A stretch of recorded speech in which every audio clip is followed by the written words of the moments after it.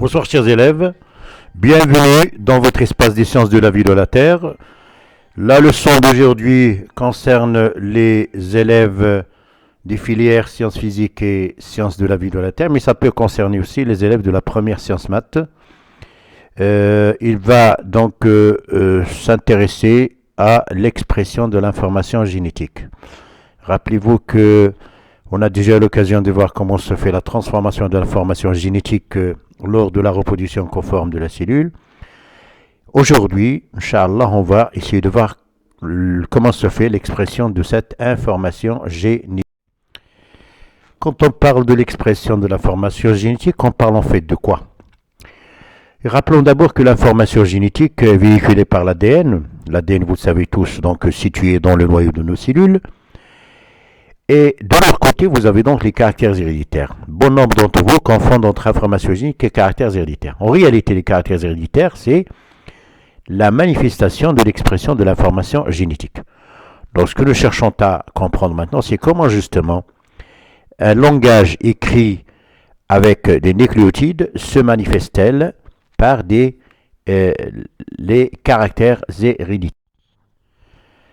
Voyons d'abord qu'en est-il pour le caractère héréditaire et quelles sont donc les caractéristiques d'un tel caractère. Si je prends par exemple le caractère couleur des fleurs chez une plante, on le sait très bien, ce caractère étant héréditaire, donc dépendant de l'ADN.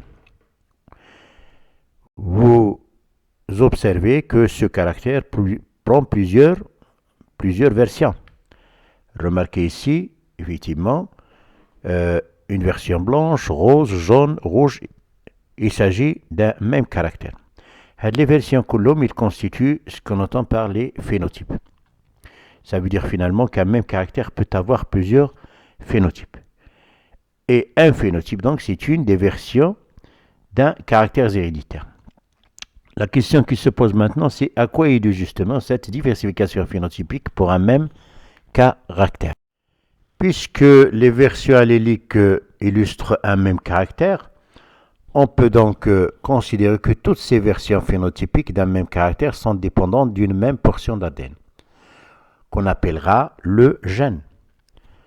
Alors, qu'est-ce qu'on entend par gène donc? C'est une portion d'ADN dont dépend un caractère héréditaire.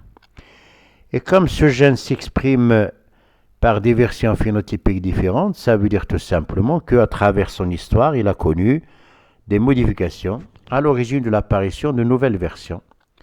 Les modifications, c'est ce qu'on appellera des mutations.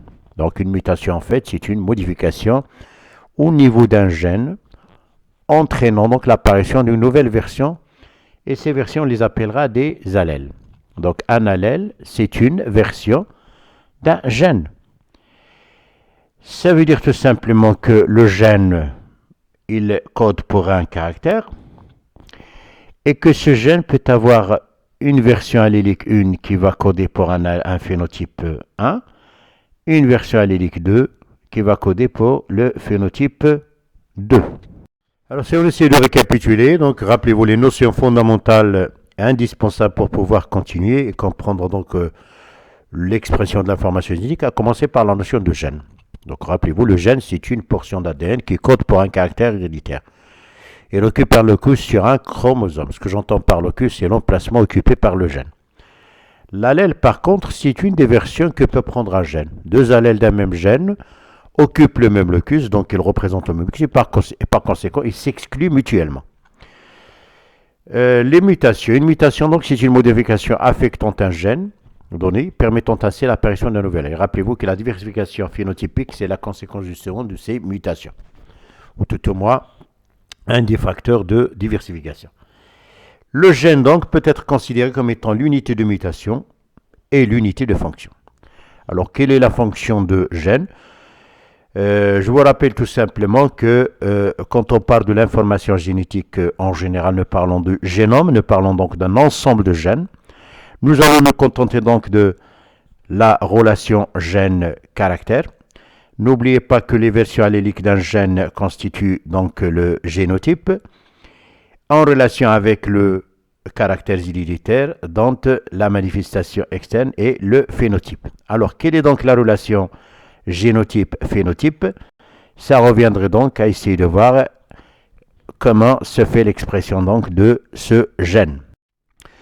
Pour mieux comprendre la notion de phénotype, envisageons le cas d'une maladie génétique touchant les globules rouges. Quand on dit maladie génétique, c'est-à-dire maladie en relation avec un gène. Il s'agit de l'anémie falciforme ou drépanocytose. Deux phénotypes sont envisageables. Soit que l'individu n'est pas malade, n'est pas atteint donc, soit qu'il est atteint par l'anémie. Donc les individus non anémiques et des individus anémiques. Dans le cas d'un individu non atteint, l'observation de son sang révèle donc des globules rouges ayant une forme tout à fait conventionnelle, tout à fait normale. Le frottis sanguin d'un individu par contre anémique montre dans son sang des globules rouges en forme de fossiles. C'est ce qu'on appelle donc des globules falciformes, d'où l'appellation de la nomenclature. Les globules rouges ou l'alcourayat al-hamra, on le sait déjà, ils assurent l'approvisionnement de nos cellules en dioxygène grâce justement à une protéine qu'on appelle l'hémoglobine. L'hémoglobine elle est faite de chaînes alpha et chaînes bêta et c'est la partie M qui est capable de fixer le dioxygène, d'où l'intérêt donc de cette hémoglobine, de ces hématies. Et comme vous le savez tous qu'une protéine en réalité c'est une chaîne d'acides aminés, alors pour mieux comprendre l'origine de l'anémie falciforme, nous allons procéder à l'analyse de l'hémoglobine contenant les deux types d'hématies. Hémoglobine HbA dans les hématies d'un individu non atteint et l'hémoglobine HbS dans les hématies d'un individu atteint. La différence observée juste à ce niveau-là, au niveau donc d'une petite portion de la chaîne bêta, qui est en fait constitue de la succession d'acides aminés suivants, dans le cas de l'individu non atteint, et dans le cas de l'HbS, on retrouve cette séquence d'acides aminés. Remarquez qu'au niveau du sixième acide aminé, au niveau de l'HbA, nous avons la glucine. Elle est remplacée par la valine au niveau de l'HbS. Donc cette petite substitution a complètement conféré à l'hémoglobine HbS des propriétés tout à fait différentes de celles de l'hémoglobine HbA. Alors quelles sont les conséquences d'une telle modification? Maintenant, l'hémoglobine il a comme rôle essentiel d'approvisionner les organes en dioxygène. Théoriquement, l'hémoglobine, quand il libère le dioxygène au niveau des organes, il devrait garder sa solubilité, ce qui garantit le maintien de la forme normale des hématies. Dans le cas de l'HB, justement, lorsque il y a libération du dioxygène au niveau des organes, il perd en partie de sa solubilité, ce qui va former donc un gel formé par des cristaux allongés. En réalité, comme vous pouvez le constater là, donc là vous avez donc des fibres d'hémoglobine à l'intérieur des hématies. Ces fibres solidifiées peuvent se propager même à l'extérieur des cellules, ce qui va déformer les hématies et leur donner une forme en fossile.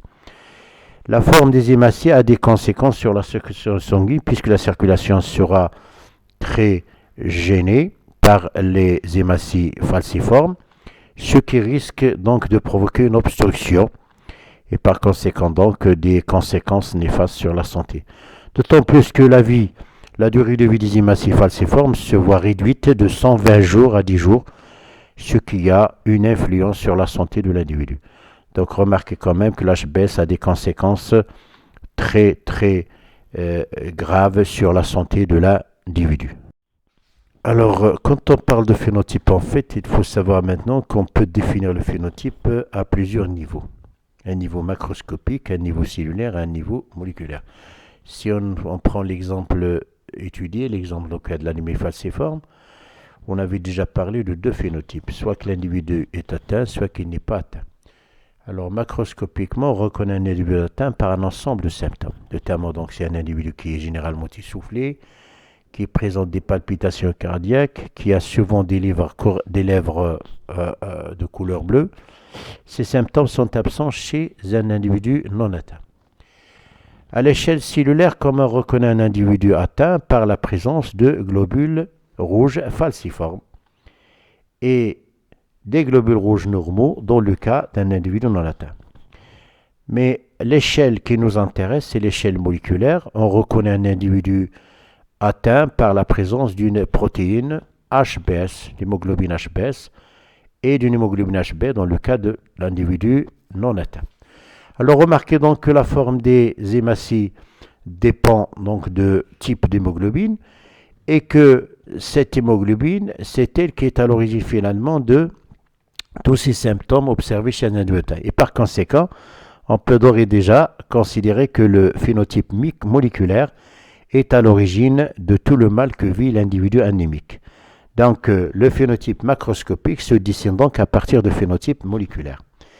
Et par conséquent, la relation est donc établie entre une protéine et le gène, puisque l'hémoglobine c'est une protéine. Et puisque finalement le phénotype moléculaire est une protéine. Alors quelle est donc la relation entre le gène et la protéine? Telle est notre question. Ça veut dire que notre cours se résume à chercher la relation entre le gène et la protéine. Alors n'oubliez pas que l'anémie falciforme, on l'avait déjà qualifié de maladie génétique, ça veut dire que c'est une maladie en relation avec un gène. Et n'oubliez pas que dans le cas de l'anémie, on avait parlé de phénotypes. Il nous est déjà arrivé de parler de versions phénotypiques dépendant des versions alléliques. Ça veut dire qu'un même gène peut avoir plusieurs versions alléliques. Alors si on observe une portion de gène en relation avec l'hémoglobine chez les deux individus, vous êtes là devant la portion de l'allèle retrouvée chez l'individu non atteint et la même portion chez un individu atteint.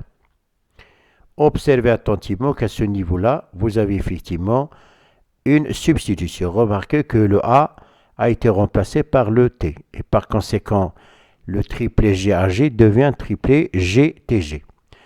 Alors, qu'en est-il pour la chaîne peptidique concernant donc l'hémoglobine?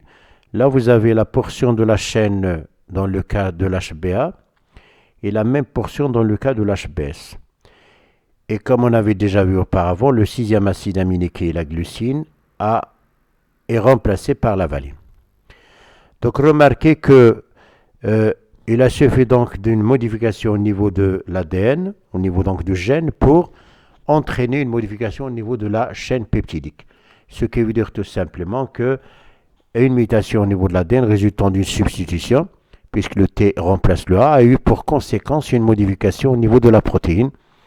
La valine remplace la glucine, ce qui est à l'origine de la perte de la solubilité de l'hémoglobine. Rappelez-vous que la présence de la valine, à deux niveaux spécialement, c'est elle qui entraîne la polymérisation des molécules d'hémoglobine lorsqu'il libère le dioxygène, ce qui entraîne la déformation des hématies. Il y a donc un code génétique, ça veut dire qu'il y a une correspondance entre la succession des nucléotides au niveau des gènes et la succession d'acides aminés au niveau de la protéine. Et par conséquent, le rôle de gène consiste donc à imposer un ordre dans l'assemblage des acides aminés lors de la synthèse des protéines. Ce qui veut dire tout simplement que l'expression d'un gène consiste donc en la synthèse d'une protéine. Donc finalement, nous sommes en mesure de chercher comment se fait la synthèse des protéines au niveau cellulaire. Le gène donc n'a qu'un seul rôle, c'est la synthèse de protéines. Et rappelez-vous, c'est la protéine qui par contre peut avoir plusieurs rôles et c'est de cette protéine que dépend justement le phénotype macroscopique. Alors comment se fait donc la synthèse des protéines? Juste pour rappel, rappelez-vous que le gène, en fait, le génotype est présent au niveau du noyau, je le suis au niveau d'une cellule, alors que le phénotype, il se dessine au niveau de cytoplasme. La protéine, donc, l'assemblage des acides aminés se fait dans le cytoplasme, mais n'oubliez pas que cette succession dépend de la succession des nucléotides. Alors, comment se fait la communication entre le génotype, entre le noyau et le cytoplasme? En fait, cette communication est assurée par l'ARN, nommé pour cette raison l'ARN messager. L'ARN permet de transférer l'information génétique en rapport avec une protéine donnée vers le cytoplasme. Quelle est donc la différence d'abord entre l'ADN et l'ARN? Rappelez-vous, l'ADN, on le sait déjà, donc en réalité c'est une double hélice d'un point de vue structure, donc c'est une double chaîne, alors que l'ARN en réalité c'est une seule chaîne plus courte de nucléotides. Le type de sucre qu'on retrouve au niveau de l'ADN, c'est un désoxyribose, alors que dans le cas de l'ARN, on retrouve le ribose, de l'appellation acide ribonucléique. Et pour l'ADN, c'est acide désoxyribonucléique. Les 4 bases azotées qui composent l'ADN sont l'adénine, la guanine, la cytosine, la thymine, alors que dans le cas de l'ARN, on retrouve les 3 premières bases identiques, l'adénine, la guanine, la cytosine. Par contre, l'uracile, il remplace la thymine. Notez bien que l'ARN, en réalité, voilà, l'ARN est une réplique d'un des brins de gène, c'est la réplique du brin codant, ce qui veut dire que c'est le résultat de la transcription de l'autre brin ayant servi de matrice, qu'on qualifiera de brin transcrit. La synthèse d'une protéine se fait donc en 2 étapes. Il y a d'abord une transcription, ça veut dire tout simplement donc la transcription d'un brin d'ADN en ARN messager et la traduction de cet ARN messager en protéine. Donc finalement, l'expression d'un gène consiste en 2 étapes essentielles. Donc la transcription et la traduction. Alors pour la transcription, maintenant il a lieu dans le noyau grâce à une enzyme qu'on appelle l'ARN polymérase. C'est lui qui va se charger de la polymérisation de cet ARN en se servant de brins transcrits comme matrice. Voilà donc vous avez là devant vous l'ADN avec les 2 brins, le brin transcrit et le brin non transcrit. Maintenant, le brin transcrit ou le brin codant. Donc c'est toujours le brin 5', 3'. Par contre, le brin transcrit, c'est le brin 3', 5'. Vous avez là donc l'ARN polymérase, c'est l'enzyme qui va se charger de la polymérisation en se servant de ses précurseurs. Voilà les précurseurs de l'ARN. Mais maintenant, pour l'ARN polymérase, U est complémentaire de A. Ça veut dire que, et notez, ça veut dire que quand vous avez sur le brin transcrit A, il sera donc transcrit en U et non en T. Parce que pour l'ARN polymérase, le U remplace le T. Donc, maintenant, le brin transcrit, c'est toujours le brin 3', 5'. Donc, vous avez là l'ARN polymérase. Il va donc se servir de ce brin comme matrice pour produire un brin d'ARN messager qui est en fait un brin 5', 3'. Alors pour la traduction elle a lieu dans au niveau du cytoplasme. Et les structures dont on a besoin pour la traduction, ce sont d'abord les ribosomes en tant que traducteurs, mais aussi un autre type d'ARN, ce qu'on appelle les ARN de transfert. Alors, un ribosome, rappelez-vous, il est fait de 2 sous-unités, une petite sous-unité et une grande sous-unité. Dans la grande sous-unité, vous avez donc un premier site qui est en fait le site de fixation de l'ARNT et un deuxième site qui va servir donc pour la libération de l'acide. En quelque sorte, un site de contrôle et un site d'évacuation. Pour l'ARNT, notez bien, c'est une petite molécule d'ARN qui peut se replier, donc il peut y avoir donc des régions double brin, des régions donc où le brin se tourne autour d'elle-même, il y a par complémentarité d'elle U mal A, ils vont s'associer, le C mal le G bien sûr, ils vont s'associer. Ce qu'on a à retenir dans l'ARNT, c'est que nous avons un premier site qui est un site de fixation de l'acide aminé approprié, un triplet bien particulier qu'on appellera l'anticodon, qui sera donc complémentaire du codon, et puis un site de fixation au ribosome. Donc ce que nous avons à retenir dans tout cela, c'est que le ribosome, il traduit les différents codons de l'ARN messager en acide aminé, et l'ARNT va transporter donc les différents acides aminés vers le ribosome pour composer une chaîne peptidique. Alors, si on veut récapituler pour la traduction, rappelez-vous donc que nous avons donc le ribosome, que voici en bleu, l'ARN messager, donc vous avez donc l'ARN messager qui est en fait une séquence de triplets qu'on appellera donc les codons. Hein?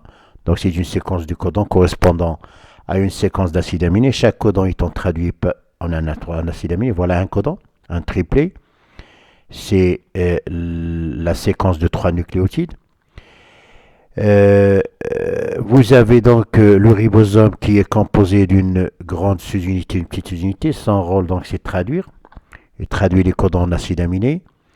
Vous avez donc l'ARNT qui va se charger de ramasser les acides aminés à tour de rôle et de les amener au ribosome. Et rappelez-vous qu'il doit y avoir donc une complémentarité entre l'anticodon représentatif de l'ARNT et le codon représentatif de l'ARNM, ARN messager. Vous avez donc l'ARNT qui va transférer les acides aminés dissipés au niveau du cytoplasme vers le ribosome. La chaîne peptidique qui est la conséquence donc de la traduction. C'est un assemblage d'acides aminés par des liaisons peptidiques. Le sens de la lecture, rappelez-vous, donc il se fait toujours dans le sens 5', 3'. Donc, qu'est-ce qu'on entend par code génétique? En fait, c'est la correspondance entre les 64 types de codons et les 20 types d'acides aminés qui composent les protéines. Maintenant, nous avons donc 4 types de nucléotides, c'est A, C, G, U, qui composent l'ARN messager. On est capable donc de produire donc 4 à la puissance 3 types de triplets différents les uns des autres, ce qui nous donne le tout 64 codons. Un triplet donc c'est un codon. Et chacun des codons va correspondre à un des 20 types d'acides aminés dont sont composées les protéines. Voilà donc le tableau de code génétique. Le tableau donc de code génétique remarque donc la première lettre, la deuxième lettre, la troisième lettre. Si je prends l'exemple par exemple du codon AUC, remarquez que la première lettre c'est A, la deuxième lettre c'est U et la troisième lettre donc c'est un C.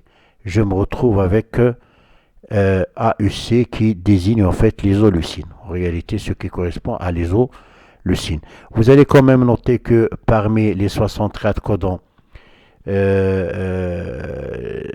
qui correspondent aux 20 acides aminés, donc plus d'un codon correspond à un même acide. Remarquez par exemple que le codon UUU, UUC, UUA, UUG, ils correspondent tous à un même acide aminé. En fait, UUU et UUC correspondent au phénylalanine, alors que UUA, UUC correspondent à la leucine, de même CUU, CUC, CUA, CUG. Donc remarquez que plusieurs codons correspondent à même. C'est ce qu'on appelle la redondance. En fait, elle est répétitive. Les codons UAA, UAG et UGA n'ont pas de sens. Ce sont des codons de terminaison. Alors que le codon AUG, c'est le codon initial. Donc pour terminer, rappelez-vous que la traduction il se fait en fait en 3 étapes. La première étape donc c'est la lecture donc et le repérage du codon initiateur, du codon d'initiation. C'est le codon AUG qui va permettre l'activation du ribosome et qui va commencer donc la traduction. La deuxième étape donc c'est l'élongation. La chaîne peptidique s'allonge par l'insertion de nouveaux acides aminés suite à la traduction successive du codon. Et puis finalement, la terminaison, en réalité, c'est la rencontre d'un des codons stop. Il y en a 3 dans le code génétique. C'est des codons non-sens. Il met fin à la traduction puisqu'ils rendent le ribosome inactif suite à la séparation des 2 sous-unités. Finalement, qu'est-ce qu'on a à retenir pour votre examen? Donc, si on veut faire une synthèse, n'oubliez pas que un même gène peut se présenter sous 2 versions ou plusieurs versions, mais une version sauvage ou une version mutante, qui est en fait la conséquence d'une mutation. Et la mutation, n'oubliez pas, il peut survenir suite à une substitution, c'est-à-dire on remplace un ou plusieurs nucléotides par d'autres, ou encore l'addition, l'ajout de quelques nucléotides ou d'un nucléotide, ou encore la délétion. Et ça nous donne donc un allèle mutant. Alors, normal que les 2 versions alléliques peuvent se manifester par 2 phénotypes différents. Donc généralement, ce qu'on vous demande donc, c'est d'expliquer la différence phénotypique. Et n'oubliez pas que la différence phénotypique, donc, vous allez la trouver dans la différence des protéines. Donc après avoir transcrit, donc si vous êtes capable de transcrire et de traduire, pour la traduction, vous aurez besoin donc du tableau de code génétique. Pour la transcription, rappelez-vous, c'est le brin transcrit qui sera utilisé comme matrice, donc on va s'en servir pour produire un brin complémentaire qui est toujours le brin de l'ARN messager 5'3'. Quand vous avez transcrit et traduit, vous allez tomber sur des protéines différentes et c'est par la différence des protéines que vous allez expliquer la différence de phénotype. N'oubliez pas que le phénotype macroscopique dépend de la protéine.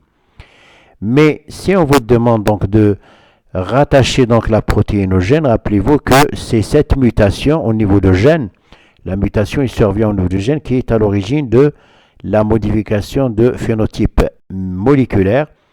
Et c'est le phénotype moléculaire qui est à l'origine de la différence de phénotype macroscopique. Un petit exercice d'application qui est en fait un exercice type bac. C'est un des exercices qui a déjà été posé lors d'un des examens du baccalauréat précédent, où il est question donc d'expliquer la différence phénotypique entre les deux lignées de la caille japonaise. Une lignée à plumage tacheté qui est noir-brun et lignée à plumage tacheté rouge-jaune. Pour déterminer la cause de la différence de couleur du plumage chez la caille japonaise, des études ont été menées sur deux allèles de gènes MCL, MC1R, un allèle normal codant la synthèse des pigments de mélanine, responsable du plumage tacheté noir-brun, et un allèle muté codant la synthèse des pigments de phénol. Donc rappelez-vous donc que la différence d'AMDL phénotypique, donc c'est la différence des versions alléliques. Donc vous avez là donc le document qui présente une partie de brin non transcrit de l'allèle normal chez la caille japonaise. Donc là c'est l'allèle normal, donc l'allèle sauvage. Et ce qu'on vous demande, la question qui s'était posée, donc si on utilise le tableau de code génétique que voici, document 2, donnez le brin d'ARN messager et la séquence d'acides aminés correspondante à la partie de l'allèle codant la synthèse du pigment de mélanine du triplet de 125 au triplet de 135. Maintenant, si on nomme comme le tableau de code génétique, c'est dans un objectif donc de pouvoir traduire. Mais la traduction, il va falloir d'abord passer par l'ARN messager. Alors maintenant, si on a le brin, la séquence des nucléotides proposée, c'est un brin non transcrit. Ce qui veut dire que vous êtes là devant un brin codant. C'est le brin 5'3'. Qu'est-ce qu'on fait dans ces conditions-là? On va donc le prendre lui-même. Donc on ne va pas transcrire, mais on va prendre le brin 5'3'. En prenant la précaution de changer le T par le U, puisque ce qui fait la différence entre un brin 5'3' d'ADN et un brin 5'3' d'ARN, c'est U à la place du T. Donc voilà, l'ARN correspondant, il serait exactement, il garderait la même configuration que celle de ce brin, avec bien sûr le remplacement de T par le U. Maintenant, si on vous avait proposé le brin transcrit, là vous allez s'en servir comme matrice pour produire un brin complémentaire. Mais quand on vous propose le brin non transcrit, le brin plutôt non transcrit, c'est le brin codant lui-même, donc c'est l'ARN lui-même avec tout simplement le remplacement de le T par le U. Donc pour la chaîne peptidique, vous aurez besoin juste de code génétique. Remarquez donc que vous n'avez qu'à reproduire, tout simplement, vous n'avez qu'à reproduire les acides aminés correspondant à chaque mais n'oubliez pas les liaisons peptidiques, n'oubliez pas les traits qui vont rattacher les acides aminés. Vous n'allez pas être obligé donc d'écrire le mot, comme par exemple proline, donc on va prendre les trois premiers lettres, tout simplement. Une mutation par délétion de plusieurs nucléotides au niveau du gène MC1R conduit à l'apparition d'un allèle mutant contrôlant la synthèse du pigment phéomélanine. Rappelez-vous donc le deuxième phénotype, c'est la conséquence d'une mutation. Le document 3 montre une partie du brin non transcrit de l'allèle mutant et la séquence des acides aminés lui correspondante. Alors la question, c'était donc de déterminer l'emplacement et le nombre de nucléotides perdus par délétion, qui est à l'origine de l'apparition de l'allèle mutant et de montrer la relation caractère-gène.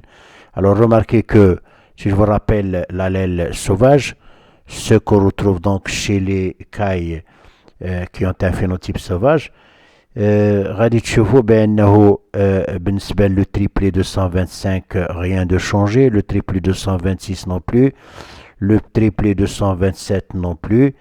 Par contre, les triplés 228 et 229 et le premier nucléotide du triplé 230, ils ont complètement disparu.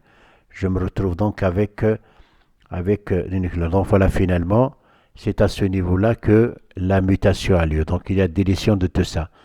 1, 2, 3, 4, 5, 6, 7 nucléotides ont été perdus. Donc on constate la délétion de 7 nucléotides, ici composant les triplés 228 et 229, en plus du premier nucléotide du triplé 230, soit donc TAG, ATG, G au niveau du brin transcrit. Voilà donc ce qui va nous ramener à ATC, TAC, C du brin non transcrit. Cette mutation par délétion de 7 nucléotides entraîne un changement de la séquence nucléotidique de l'allèle codant, la synthèse du pigment de mélanine. Ceci a pour conséquence la synthèse d'un pigment différent qui est la phénoménaline, d'où apparition du plumage tacheté rouge-jaune, donc un nouveau phénotype. Sur ce, je vous laisse. J'espère ne pas avoir été trop long cette fois-ci. J'espère surtout vous avoir été d'une utilité. À la prochaine et bonne réussite à vous tous.